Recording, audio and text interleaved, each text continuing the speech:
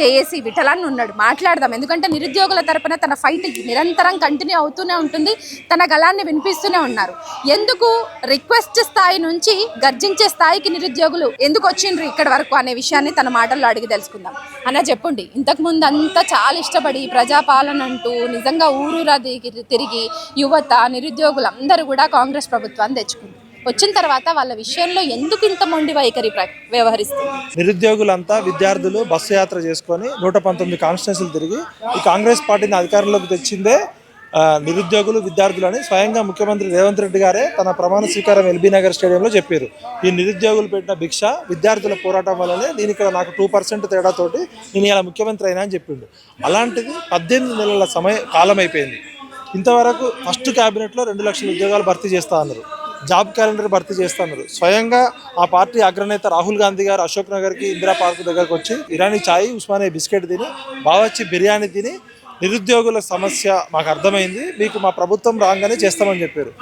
ప్రియాంక గాంధీ గారు సరూర్ నగర్ స్టేడియంలో youth declaration అని పెట్టారు, జాబ్ క్యాలెండర్ ప్రకటిస్తామని చెప్పారు. 18 నెలల కాలంలో రేవంత్ రెడ్డి గారు కనీసం 18 సెకండ్లు కూడా నిరుద్యోగులకు కలవలే. ఇంతవరకు ప్రభుత్వానికి ప్రజలకు మధ్య వారధిగా ఉన్న కోదండరామ్ గారు ఆయనకు ఎమ్మెల్సీ పదవి రాగానే ఆయన పెదవులు మూసుకున్నాడు. నిరుద్యోగులు ఇప్పటికి చచ్చిపోతున్నారు చాలామంది. మొన్న గ్రూప్ 1 విషయంలో 3 అమ్మాయిలు చచ్చిపోయారు. అప్పటికి కనీసం కోదండరామ్ గారు జేఏసీ చైర్మన్గా ఉన్నాడు కదా, మరి నిరుద్యోగులకి ప్రభుత్వానికి మధ్య వారధిగా ఉండాలి కదా. అదేవిధంగా బల్మూరు వెంకట కావచ్చు, ఆయన రియాజ్ కావచ్చు, అంతకుముందు వాళ్ళు రాజకీయ నిరుద్యోగులు. ఇలా నిరుద్యోగులను అడ్డం పెట్టుకొని పదవులు వచ్చినాయి. మరి పిల్లలు ఇలా రోడ్ల మీదకి వచ్చి ధర్నాలు చేస్తున్నారు, రాస్తారోకోలు చేస్తున్నారు. అంతకుముందు కేసీఆర్ ఏమో తార్నాకట్టు విద్యానగర్ రాకుండా చేస్తే ఈయన ర్యాపిడ్ యాక్షన్ ఫోర్స్ని పెట్టి అర్ధరాత్రి అమ్మాయిలు కూడా ఎత్తుకబెట్టిండు బలవంతంగా. అంటే ఇది ప్రజాప్రభుత్వమా? ఇందిరమ్మ రాజ్యం అంటే ఇదేనా? రేవంత్ రెడ్డి గారికి ఏమి తెలియకపోయినా అన్ని తెలిసినట్టు నటిస్తున్నాడు. ఏం తెలియని రేవంత్ రెడ్డి ఏం చేస్తున్నా కూడా తెలవట్లే. కాబట్టి ఆయనకు అడ్వైజర్స్ ఎవరు? బడ్వైజర్లా? మరి 18 నెలల కాలంలో నువ్వు నిరుద్యోగుల సమస్య నీకు అసలు అవగాహన ఉందా?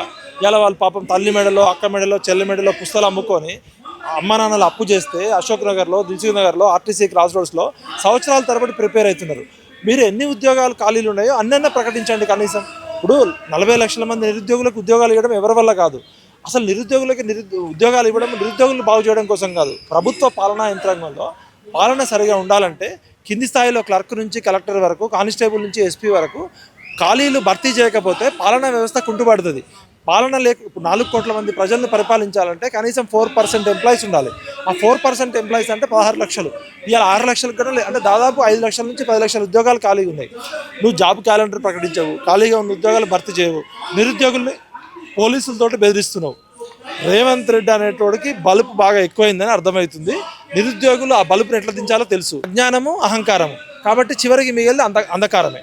ఎన్నడన్నా చూసినామా మనం అశోక్ నగర్లో? నిజంగా ఈ గ్రూప్ 1కి, గ్రూప్ 2కి, గ్రూప్ 3కి ప్రిపేర్ అయిన వాళ్ళంతా ఒక ఉన్నత స్థాయిలో ఒక పదవులలో కూర్చునే పొజిషన్లో ఉన్నోళ్ళని ఉరికిచ్చి కొట్టించుడు, లాఠీ చార్జీలు, మళ్ళీ అక్కడ నుంచి వాళ్ళ మీద అక్రమ కేసులు.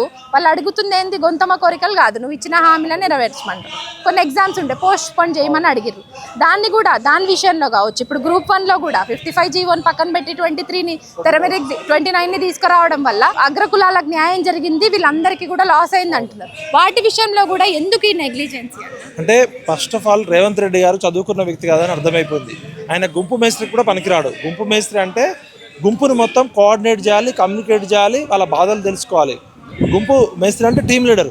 ఈయనకి కమ్యూనికేషన్ ప్రాపర్గా లేదు, కోఆర్డినేషన్ లేదు, ఓపిక లేదు.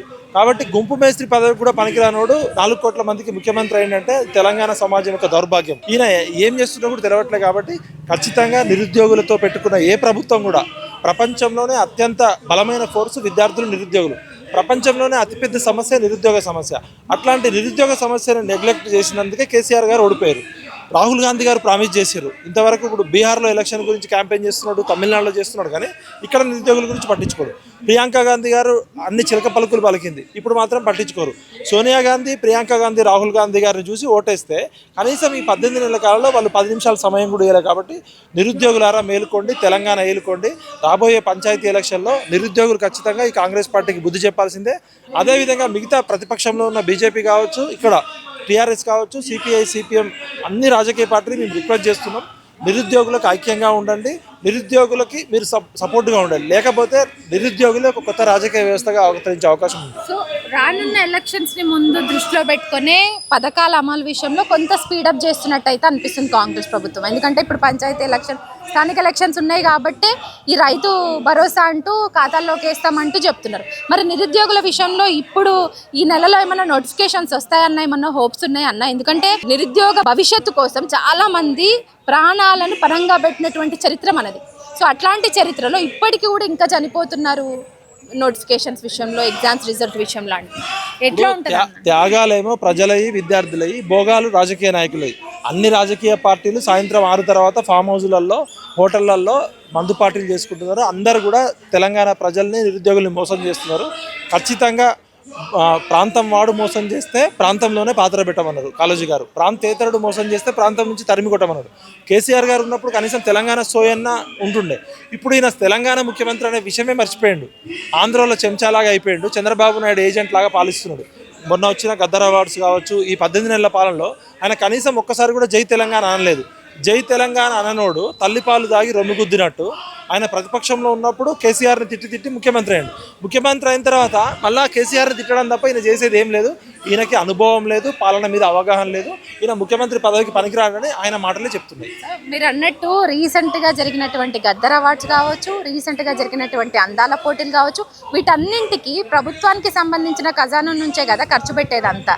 మరి అదేదో నిజంగా నిరుద్యోగుల నోటిఫికేషన్స్కో లేకపోతే వాళ్ళకి ఎగ్జామ్స్ కండక్ట్ చేసే విషయంలో తీసుకుంటే బాగుండేదేమో. ఇందిరా పార్క్ల వద్ద ధర్నాలు, నిరసనలు తెలుపుతున్నాయి. ఎందుకు ప్రభుత్వానికి చీమ కుట్టినట్టు అయితలేదు? ఎట్లా మీ బాధని ఎట్లా చెప్పాలనుకుంటున్నారు? ఇంకా ఈ ప్రభుత్వం అంటే పాలనా అవగాహన ఉన్నోళ్ళు, ప్రభుత్వ పాలనా శాస్త్రం పట్ల అవగాహన ఉన్నోళ్ళు ఉంటారు.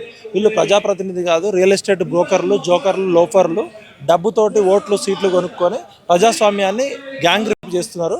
ఖచ్చితంగా వీళ్ళకి ప్రజలు బుద్ధి చెప్తారు. నిరుద్యోగులు, విద్యార్థులతో పెట్టుకున్న ఏ ప్రభుత్వం కూడా కొసదాకా వెళ్ళదు. కాబట్టి విద్యార్థి మేలుకో, తెలంగాణ ఏలుకో, నిరుద్యోగి మేలుకో, తెలంగాణ ఏలుకో. ఈ కాంగ్రెస్ పార్టీ 18 నెలల్లోనే కుప్పగూలిందని అర్థమవుతుంది. మరి ఇప్పుడు ఇంత పెద్దని ఇక్కడ మహాగర్జన నడుస్తుంది నిరుద్యోగులకు సంబంధించి. గలమెత్తి అందరూ చాలా స్ట్రాంగ్గా లోపల నుంచి మాట్లాడుతారు. ఇన్ని రోజులు డిమాండ్లు, కొంత రిక్వెస్టింగే నడిచింది. ఈరోజు మాత్రం కోపం కనిపిస్తుంది, ఉగ్రరూపం కనిపిస్తుంది. ఇలా మాటలల్లా ఎవరిని గదిలిచ్చినా వాళ్ళ బాధలు చెప్పుకుంటుర్రు. గవర్నమెంట్ని ఖచ్చితంగా గద్దె దించుతాము నెక్స్ట్ వచ్చే ఎలక్షన్స్లో అంటారు. ఎందుకు 1.5-2 సంవత్సరాల లోపలనే ఇంత వ్యతిరేకత గ్రౌండ్ లెవెల్లో? ఎందుకు ఇంత గరం? అంటే ఎందుకు ఇది సృష్టించుకుంది అంటారు? ఈ ప్రభుత్వానికి త్యాగం విలువ తెలియదు, ప్రజల పట్ల ప్రేమ లేదు, తెలంగాణ సోయి లేదు. కాబట్టి మట్టి పనికైనా ఇంటి మనిషి ఉండాలి. ఆ రోజు కేసీఆర్ యొక్క నెగిటివ్ ఎనర్జీ నుంచి ఈయన ముఖ్యమంత్రి అయిన తప్ప ఈయనకి ఎటువంటి పాజిటివ్ ఎనర్జీ లేదు. ఖచ్చితంగా ఇది కేసీఆర్ చేసిన తప్పుల వల్ల వచ్చిన ప్రభుత్వము. ప్రజలు ఆల్టర్నేటివ్ అప్పుడు కాంగ్రెస్ మార్పు రావాలని కోరుకున్నారు. ఈయన కాంగ్రెస్ వచ్చింది. ఇప్పుడున్న చైతన్యంతో కాంగ్రెస్ పార్టీ అనేది భూస్థాపితం. ఏ రాజకీయ నాయకుడైనా కూడా ప్రజలను పీల్చి పిప్పి పిండి చేస్తున్నారు. కాబట్టి రేవంత్ రెడ్డి 18 నెలల కాలంలోనే ఒక కొత్త రాజకీయ వ్యవస్థను నిర్మించే దిశగా చేసినందుకు థ్యాంక్స్. ఈయన ప్రభుత్వం కుప్పకూలిపోయిందని అనే చెప్తున్నాడు. ముఖ్యమంత్రి నాకు పాలన చేత కాదు, నన్ను చెప్పులు ఎత్తుకపోయేటట్టు చూస్తున్నారని చెప్తున్నాడు. కాబట్టి ముఖ్యమంత్రి తన అసమర్థను అంగీకరించిండు, కొత్త రాజకీయ వ్యవస్థకు అవకాశం కల్పించిండు. రేవంత్ రెడ్డికి తనకేమీ తెలియదు, తన అజ్ఞానాన్ని ప్రతిరోజు బయటపెట్టుకుంటుంది. సో ఉద్యమకారులను కావచ్చు, నిరుద్యోగులను కావచ్చు, ఇంత నెగ్లిజెన్స్ చేసి కొంతమందికి మాత్రమే ₹1 ఇచ్చి వాళ్ళ నోర్లు మూపించినటువంటి ఇప్పుడు కాంగ్రెస్ ప్రభుత్వం, బియ్యని వాళ్ళు మాత్రమే గలమెత్తి మాట్లాడుతున్నారు. వీళ్ళ వెనకాల కూడా ఇంకా ప్రతిపక్ష పార్టీలు ఉన్నాయి అంటున్నారు. దానికి మీ సమాధానం? తెలంగాణ ఉద్యమం అంటే 4 కోట్ల మంది ప్రజలు చేసిర్రు. ఏ 9 మందో 10 మందో చేస్తే రాలే. రేవంత్ రెడ్డి లాంటి అక్కడక్కడ తెలంగాణ దొంగలు తుపాకీ పట్టుకొని తెలంగాణ ఉద్యమకారుల మీద వచ్చిన వాళ్ళు ఉంటారు. కానీ తెలంగాణ ఉద్యమం 4 కోట్ల ప్రజలు కోరుకున్న ఉద్యమం. త్యాగం చేసిన ప్రతి ఒక్కడే ఉద్యమకారుడు. ఈ ఉద్యమకారుడు ₹1 కోసమో, గవర్నమెంట్ ఇచ్చే ఇల్లు కోసమో ఉద్యమం చేయరు. ఉద్యమకారుడు అంటేనే త్యాగం. ఎవరో గుర్తింపు ఇస్తే గుర్తింపు ఇచ్చేది కాదు, ప్రజలు ఇస్తారు గుర్తింపు. త్యాగము, ధైర్యము, నిజాయితీ ఉన్న ప్రతి ఒక్కడు ఉద్యమకారుడే. వాడేదో ₹1 ఇస్తేనే వాడు ఉద్యమకారుడు, ఇవ్వకపోతే ఉద్యమకారుడు. ఉద్యమకారుడు ఏది కోరుకోడు. ఫస్ట్ ఉద్యమం అంటే త్యాగము, నిజాయితీ, ధైర్యం. అది లేదు కాబట్టి ఈ పాలకులు, ఇప్పుడున్న మంత్రులంతా బేవకూఫులు, బద్మాషులు. బేవకూఫ్ల కన్నా చెప్పొచ్చు, ఈ బద్మాష్ గాళ్ళకి కర్రు కాల్చి వాత పెడితేనే సెట్ అవుతుంది. ఈ బద్మాషుల సంగతి ఎట్లా పెట్టాలో తెలంగాణ నిరుద్యోగులకు తెలుసు. సో మొత్తానికైతే తెలంగాణ యువత మేలుకుంది.